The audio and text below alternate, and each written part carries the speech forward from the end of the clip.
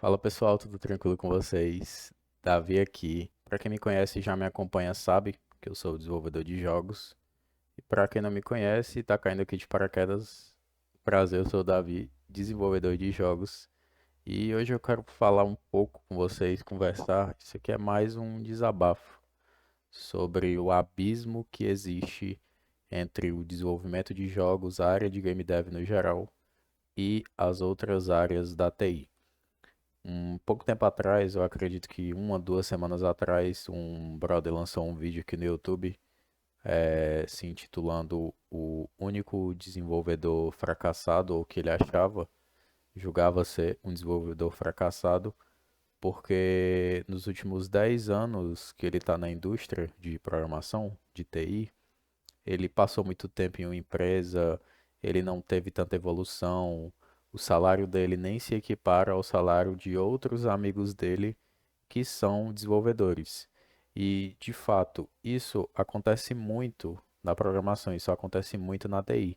Tem muita gente que fica estagnada, não consegue evoluir, fica com medo de ir atrás, de buscar novas oportunidades e acaba ficando para trás se comparado às outras pessoas que ela conhece ou a outros programadores no geral. O nosso mal como programador, não só como programador, mas como pessoa, é querer ficar o tempo todo se comparando com os outros. Se comparar e ter pessoas que tu usa como inspiração, tipo, eu almejo aquele cargo, eu almejo aquela vaga, eu quero trabalhar naquela empresa, é uma coisa legal. Te dá gás para tu estudar e ir atrás dos teus objetivos e dos teus sonhos. Mas, por exemplo, se tu tá na área e tu vê várias pessoas tendo sucesso e tu, mesmo tentando muito e sendo esforçado, não tendo sucesso, isso é ruim para tua cabeça. Isso é ruim porque vai te colocar cada vez mais para baixo e vai acontecer o que aconteceu com o brother desse vídeo. Tipo, ficou tanto tempo se comparando, ficou se comparando tanto com outras pessoas que ele acabou achando que era incapaz de tentar novas vagas, de tentar novas oportunidades, de melhorar, de ir atrás de uma qualidade de vida melhor. E por que que eu citei ele como exemplo para a área de game dev? Porque, como eu disse, existe um abismo muito grande entre as outras áreas da TI e o game dev no geral. Todos os exemplos que eu vou utilizar aqui são exemplos pessoais de experiências que eu tive e de pessoas que eu conheço que trabalham na área ou que são de outras áreas de TI. Para falar um pouco disso, eu preciso voltar um pouco no tempo para contar para vocês o meu background na área. Entrei na faculdade de Ciência da Computação em 2017, na verdade em 2016, no final de 2016, e a área de TI na época, ela não era tão pavimentada igual ela é hoje. Claro que se for comparar com 2011, 2012 e até antes de 2010, a área da TI era muito mais difícil antigamente. Então, na época que eu entrei, estava meio que naquele meio termo. O JavaScript estava começando a aparecer, React, desenvolvimento web, aquele boom de vagas, e acabou que grande parte das pessoas que estudavam comigo nos primeiros semestres já estavam empregadas ou então com um estágio bem encaminhadas para a área que elas estão trabalhando até hoje. Enquanto eu nunca fui um estudante exemplar, primeiro porque eu não me interessava muito pela área de TI, eu entrei na faculdade mais por ser algo tipo, eu gosto de jogar, vou entrar na faculdade de programação. Quantas pessoas não entraram na faculdade de TI por conta disso? Pois é, eu fui uma delas. Então, quando eu vi que TI não tinha nada a ver com jogos, não necessariamente desenvolver jogos, mas jogar, a ficha caiu e eu fiquei muito desmotivado para continuar com o curso. Então, eu estava fazendo o curso de qualquer jeito. Só que aí, quando chegou mais ou menos no terceiro, quarto semestre, que eu vi todos os meus amigos com vagas e eu sem nada, só estudando, eu tive aquela virada de chave. Eu pensei, pô, o meu futuro só depende de mim. Eu preciso estudar. E foi aí que eu comecei a estudar valendo, comecei a estudar programação no geral, porque eu era bem ruim em programação, estudei muita lógica, estudei muita orientação a objetos, estrutura de dados. Só que as vagas não estavam aparecendo. Os processos seletivos de vagas de estágio que eu tentava não estavam dando certo.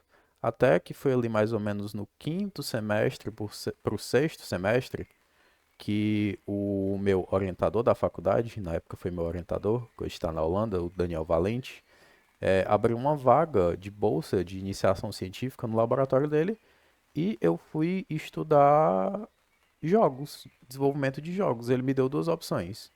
Pygame, que era um framework, e Godot, que era um engine. Então, pô, vou na Godot, né? Uma coisa muito mais estruturada, já é um engine bem mais sólida do que um framework que era o Pygame na época. Então, optei pela Godot, fiz o projeto, não tive muitas dificuldades. Terminou a bolsa, eu tive a oportunidade de ir para uma outra bolsa de jogos. A partir dessa outra bolsa de jogos, que foi o meu TCC, eu consegui uma vaga de estágio na época dos NFTs, que foi no final de 2019, aquele boom de jogos NFT. Então, nesse estágio, eu ainda consegui tirar aí os meus R$ 3.500, mais ou menos em 2, 3 meses de estágio, que foi bastante na época, que era um projeto curto, de duração de 90 dias, mais ou menos, então foi até um pagamento bem legal. Só que quando terminou esse estágio, também terminou a minha faculdade. E as únicas experiências que eu tinha na época eram duas bolsas de iniciação científica em jogos e esse estágio em jogos. E aí que entra a parte triste da história. Minhas únicas experiências eram experiências com desenvolvimento de jogos. Outras empresas não estavam nem aí se eu fazia jogo ou não. Eles queriam desenvolvedores que soubessem back-end, que soubessem front-end, desenvolvimento mobile, desenvolvimento híbrido, testes, que foram áreas que eu não foquei na faculdade. Então, depois que eu me formei, eu teria que ter toda a base dessas áreas. Por mais que eu soubesse lógica, eu tinha que pavimentar toda a minha estrada naquelas áreas de programação, ou pelo menos uma área que eu quisesse ter um emprego para ter uma qualidade de vida melhor. Só que ao invés de fazer isso, eu continuei focando em jogos, porque eu gostava de criar jogos, eu gosto de criar jogos. Eu faço por prazer, por amor. E mesmo focando em jogos, mesmo me especializando cada vez mais, já estou com quase 6 anos de experiência na Godot. Ano passado não, né? Eu vou dizer 2024, mas desde o ano passado eu comecei a desenvolver o meu primeiro jogo. E esse ano eu estava desenvolvendo o meu segundo jogo e acabei de publicar ele também na Steam, que é o Work Adventure, esse joguinho que está passando de background aí. Mas nenhum dos dois me deu consideravelmente um dinheiro para eu me sustentar na área. A minha sustentação na área de game dev, na área de TI, são os meus cursos de programação. Porque desde que eu saí da faculdade, eu já gostava de ensinar. Eu era monitor na época da faculdade, participei dos projetos, ajudava quem precisava. Então eu vi que eu tinha esse dom para ensinar e corri atrás disso. Criei o canal no YouTube, fazia vários tutoriais, depois comecei a criar cursos e monetizei esses cursos. Eles até me dão uma boa grana para me manter. Porém, nos últimos meses, os cursos eles estão com a baixa. Eu percebo que existem empresas grandes de cursos que estão pagando influenciadores de áreas completamente diferentes para fazer anúncios de curso. Não vou eu aqui dizer quem é, mas todo mundo já sabe. Mas eu fico tipo, pô, eles estão pagando influenciadores, então o negócio tá ruim. Porque antes não tinha isso, eles não precisavam disso. As pessoas já buscavam essas plataformas de curso por conta própria. Porque na época da pandemia, a TI estourou. Muitas empresas investindo em startups da área da TI. Tinham amigos meus que trabalhavam em uma empresa, tipo, 4, 5 pessoas que trabalhavam na mesma empresa, porque estava um boom tão grande que acabou que todo mundo conseguiu entrar, indicava um, indicava outro, e estava todo mundo lá, até trabalhando em squads parecidas ou muito próximas. E depois que passou a pandemia, a área da TI, ela deu uma boa de uma abaixada. Porque agora a TI é a nova engenharia civil de 10, 15 anos atrás. Ao invés da pessoa entrar na faculdade querendo fazer engenharia, querendo fazer psicologia, até direito, o pessoal está optando por TI. Porque é uma área que todo mundo sonha. Um salário bom, um emprego que não precisa sair de casa, flexibilidade nos horários. Então são muitas vantagens de se trabalhar na área da TI. Tu não precisa ter uma base tão sólida e tão grande para tu já conseguir a tua primeira vaga. Mas esse não é o caso dos jogos. Se a gente for buscar os relatórios de quanto empresas de jogos lucraram ou quanto os jogos lucraram para todos os países, vocês vão ver que a receita que os jogos trazem para países, para desenvolvedores, é uma coisa absurdamente alta. É muito dinheiro. Existem jogos que saem que dão milhões, milhares de dólares para desenvolvedores e para empresas. Assim também como existem aplicativos que fazem a mesma coisa. Mas, por exemplo, uma startup ela pensa em um aplicativo e começa a desenvolver aquele aplicativo. Logo em seguida, ela se torna uma empresa grande que começa a desenvolver aplicações para mobile, aplicações para web. E existem diversas empresas que fazem isso, aplicações mobile e aplicações web. Assim também como existem diversas empresas ou desenvolvedores que criam jogos e publicam jogos todos os dias. Mas se tu entrar, por exemplo, no LinkedIn, se tu entrar em alguma plataforma de busca de vagas, tu vai ver que existem exponencialmente mais vagas para mobile, mais vagas para web, do que vagas para jogos. E é isso, a diferença, é esse o abismo que existe entre game dev e as outras áreas. Por mais que saiam todos os dias jogos milionários, jogos que lucram e faturam muito, a quantidade de vagas para jogos é muito mais baixa. E talvez isso se dê pelo fato de que fazer um jogo é uma coisa cara. Se tu for botar no papel tudo que tu precisa para criar um jogo, às vezes é melhor tu criar um aplicativo porque tu vai precisar de bem menos pessoas. Para criar um jogo, tu precisa de programadores, desenvolvedores, que também precisam no mobile. Tu precisa de designers, que também precisam no mobile, só que no caso de jogos tem game designer, game tester, level designer, designer de sistemas. Tu precisa também, principalmente, de artistas, de pessoas para fazer modelagem 3D, modelagem 2D, de interfaces, pixel art. Então acaba que em jogos tu precisa de muito mais pessoas para construir um produto, para construir uma coisa sólida. E a questão dos jogos não está só relacionada a um desenvolvedor que faz o seu jogo e publica ele. Eu acredito, a julgar pela minha experiência nos meus jogos, nos jogos que eu publiquei, que fazer o jogo é só 30% do processo.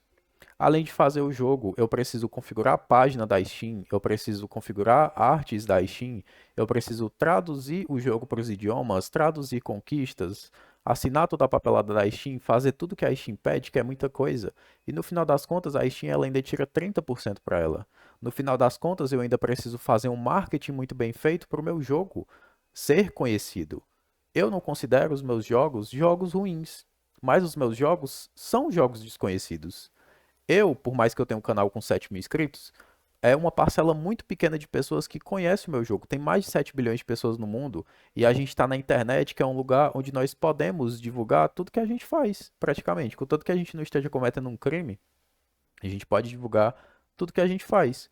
E mesmo tentando em Instagram, em TikTok, em Google, em YouTube, tráfego pago, às vezes tudo isso não é o suficiente para o teu jogo ter 1.000 visualizações, para o teu jogo ter 1.000 unidades vendidas, mesmo tendo mais de 7 mil inscritos. O meu primeiro jogo, hoje, ele vendeu mais ou menos 600 unidades e não é uma coisa cara. Então, tem um abismo muito grande entre desenvolvedor de jogos e entre as outras áreas. Porque além de eu ter que fazer um jogo, e olha que eu estou fazendo tudo sozinho, game designer, game level, as artes eu estou comprando na internet, os designs eu estou pagando para um artista, a Steam eu tenho que pagar uma taxa, eu estou sendo praticamente toda a mão de obra. E se eu for botar todo o tempo que eu gastei trabalhando em um projeto, pela duração dele, e pelo que eu recebi, eu vou ter uma média de R$ 5 por hora que eu estou ganhando. Às vezes é melhor eu comprar uns chocolates e sair vendendo para pessoas em praça, que o meu lucro vai ser maior do que trabalhando com jogos. Se eu tivesse um emprego de salário mínimo trabalhando em alguma loja, o meu lucro seria melhor. A grande vantagem é que jogos é uma renda passiva. Os meus jogos são para mim uma renda passiva, por mais que seja muito baixo, é passivo, porque eu sou a minha mão de obra e os meus gastos são muito baixos. Mas querendo ou não, não deixa de ser uma renda passiva. E voltando àquele ponto do começo do vídeo, que eu estava citando o nosso outro camarada que fez um vídeo parecido com isso acontece muito. Todos os meus amigos têm emprego, são pelo menos pleno para sênior, para cima, então já estão ganhando mais de 5 dígitos por mês. Todos eles estão estabilizados, comprando carro, comprando casa, viajando. Tem amigo meu viajando para a Suíça, tem amigo meu viajando para a Espanha, tem amigo meu que foi para o show do Linkin Park em São Paulo. E mesmo eu querendo fazer todas essas coisas também, eu não posso. E olha que eu tive as mesmas oportunidades dessa pessoa, mas pelo fato de eu ter escolhido uma área que não tem tanto mercado, eu acabei ficando muito para trás. E isso é foda, isso é tenso, porque existe um abismo, eu já falei abismo várias vezes nesse vídeo, mas existe um gap absurdo entre as outras áreas da TI e o desenvolvimento de jogos. É capaz do desenvolvimento de jogos e jogos faturarem muito mais do que aplicativos e sites. Mas mesmo assim, a quantidade de vagas de jogos para vagas dessas outras empresas de aplicativos é muito baixa. Várias vezes eu perguntei para os meus amigos, tipo, pô, um jogo ele faz muito mais dinheiro do que um aplicativo, um jogo ele faz muito mais dinheiro do que um site. Todos eles concordaram comigo. E quando eu fui perguntar, mas por que não tem nem 1% das vagas de web, de mobile, para game dev? Nenhum soube responder. E eu também não sei responder essa pergunta, porque para mim, na minha cabeça, não faz sentido. Então, enfim, pessoal, era isso que eu tinha para falar nesse vídeo. Como eu disse, esse vídeo foi mais um desabafo. Deixa aí nos comentários a opinião de vocês sobre a área da TI, áreas da TI, game dev. Caso vocês tenham alguma dúvida, pode me perguntar aí que eu vou tentar responder. Caso você tenha se interessado por esse jogo que está de fundo aí na minha webcam, ou queira pelo menos ajudar o desenvolvedor, ele está custando R$ 8 na Steam, vai estar o link aí na descrição. Era isso para esse vídeo. Forte abraço e até a próxima. Valeu!